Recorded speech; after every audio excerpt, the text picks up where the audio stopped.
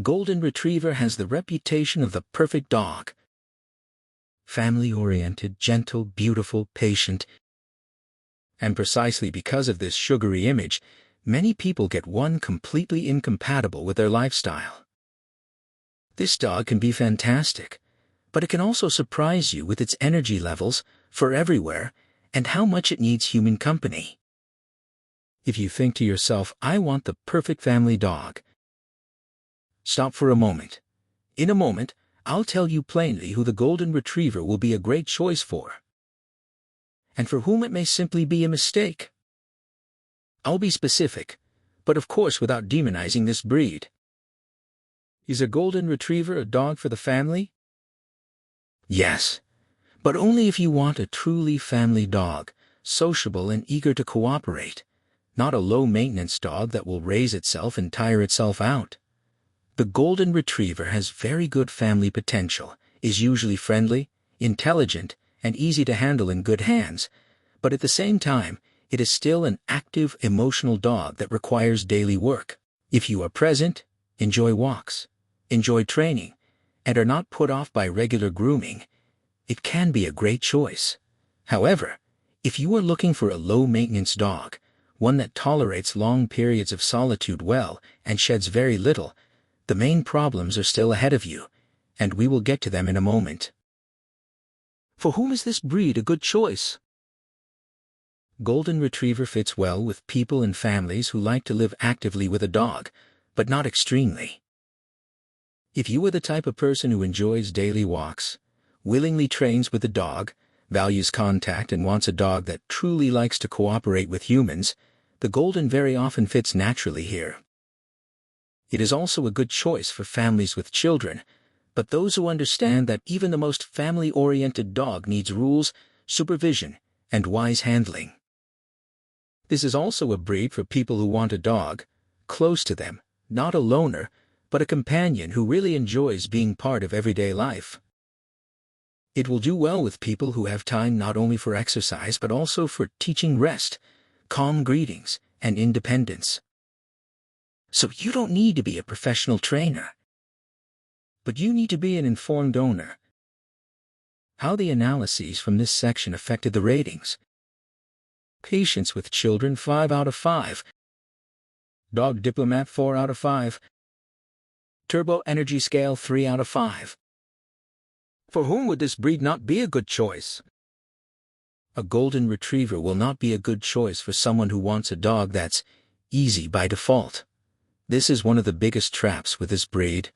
People think that because a Golden is gentle and family-oriented, everything will take care of itself. It won't.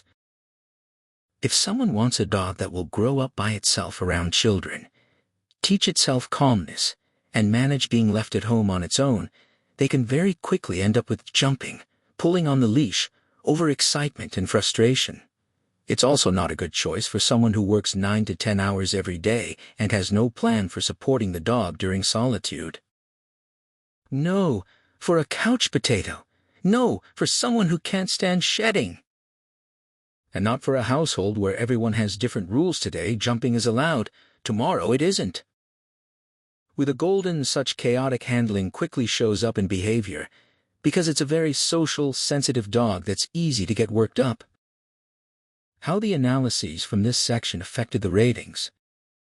Couch Potato Index 2 out of 5. Self-Entertainment Index 2 out of 5. Loner Scale 2 out of 5. Activity and daily needs. If I had to say one thing people most often underestimate about the Golden, the amount of meaningful exercise and mental work. This is not a dog for 3 short pee walks. Our analysis made it clear for an adult Golden, a fair reference point, is about 2 hours of activity per day in total, plus mental stimulation that is training, scent games, fetch, self-control exercises. And what does a typical well-structured day look like? A longer walk in the morning with tasks, not just trotting some rest and chewing during the day, and in the evening, another sensible walk or work with fetch, or the nose. Time for a mini quiz. Let's check if you're paying attention. Guess which tires a Golden more? 20 minutes of running without purpose, or 15 minutes of scent work and exercises? In practice, it's often the head that does the work. How the analyses from this section affected the ratings.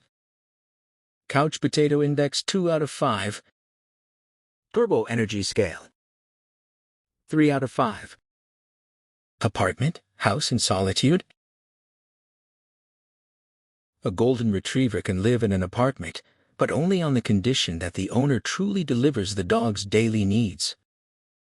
This is not a breed that needs a palace, but it does need a meaningful life. A big house and garden are convenient logistically because it's easier to step outside for a quick pee or to let off steam. But a garden by itself doesn't solve the problem. And this is one of the most common wrong assumptions. We have a garden so the dog will run itself out. No, a Golden needs activity with a person, tasks, and a relationship, not just space behind a fence. As for solitude, I'd say a few hours after wisely taught training, usually yes. A long workday every day without a plan. A bad idea?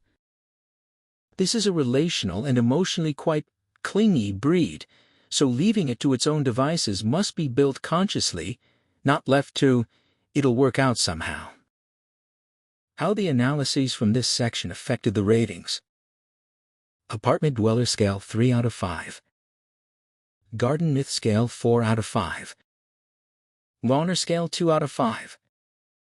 Self-Entertainment Index 2 out of 5. Children and other animals.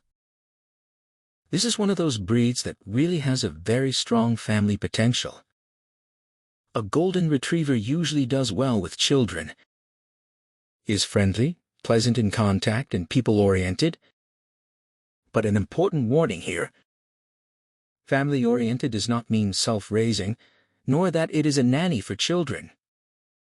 The most common problem is not that a Golden is dangerous, but that it is large, fast-moving, and from excitement can simply knock a child over or learn overly intrusive contact.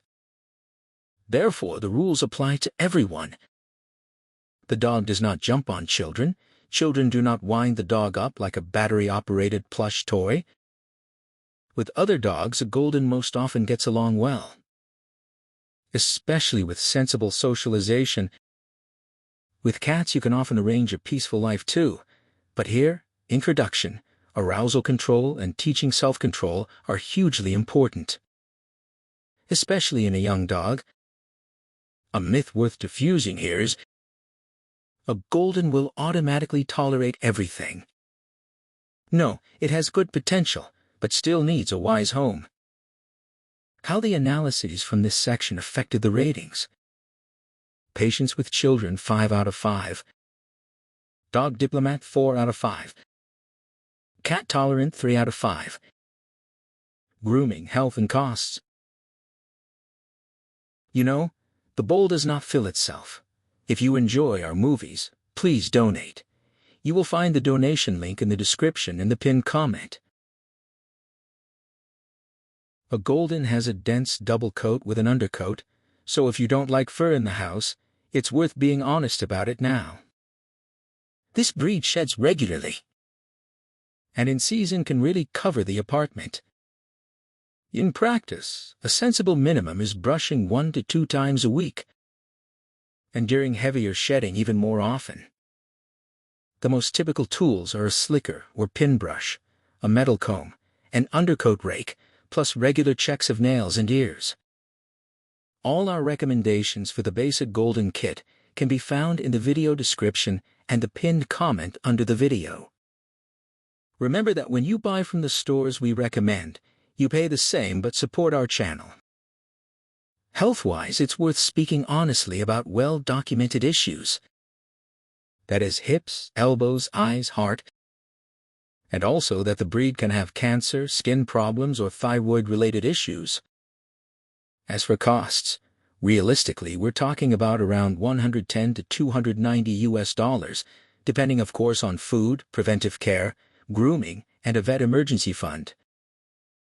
My tip here is, ask the breeder about the parents' health tests and watch the dog's body weight. Because with a golden, that really makes a difference.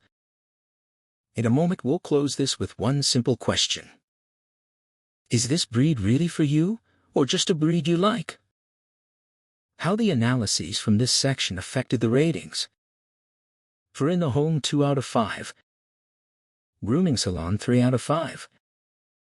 Veterinary risk 2 out of 5. Owner's wallet 2 out of 5. Final assessment. My honest answer is, yes, a golden retriever can be a great dog for a family, but not for every family. It's a very good choice for a home that wants a dog close to people. Has time for exercise. Knows how to set rules, and does not expect everything to happen by itself. However, if you're looking for a more independent, less demanding and logistically easier dog, conflicts may arise here. In our rating system, the Golden scores excellently with children 5 out of 5. While with other dogs 4 out of 5. But clearly worse in Solitude 2 out of 5. Cost 2 out of 5. And in a typical couch potato mode also 2 out of 5. So, a great family dog, but only when the family also fits the dog. And that is the most important thought from our entire analysis. Similar breeds to consider.